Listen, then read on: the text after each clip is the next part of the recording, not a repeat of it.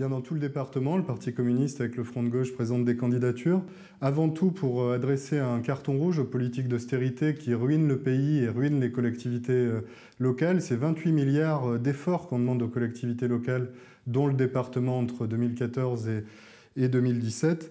Et puis bien sûr, pour s'opposer à cette réforme territoriale extrêmement brutale, parce que ce que ne vous disent peut-être pas les gens qui sont sur votre plateau, c'est que le gouvernement socialiste a proposé une réforme qui comprenait la suppression des départements, partagée par les écologistes qui sont pour le couple région et métropole. Et puis quant au Front National, on ne sait plus très bien, puisqu'ils sont obsédés par la peur de l'étranger, et qu'on voit que dans les communes, quand elles ne sont pas, qu'ils gèrent, quand elles ne sont pas entachées d'irrégularité, on supprime des centres sociaux et on va faire la chasse aux parents dans les cantines. Cette réforme, elle est inspirée par...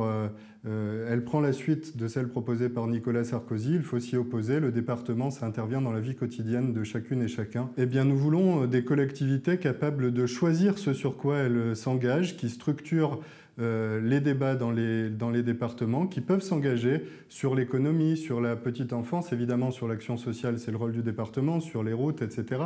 Mais surtout qui continuent de s'engager. Et on est candidat aussi pour demander des comptes sur l'utilisation de l'argent public dans le département, avec le scandale du CICE aujourd'hui, dont je rappelle que c'est 1,3 million d'euros octroyés pour licencier 325 personnes à la CEITA. Cet argent, il aurait été mieux dans les poches du Conseil général pour mener des politiques publiques utiles.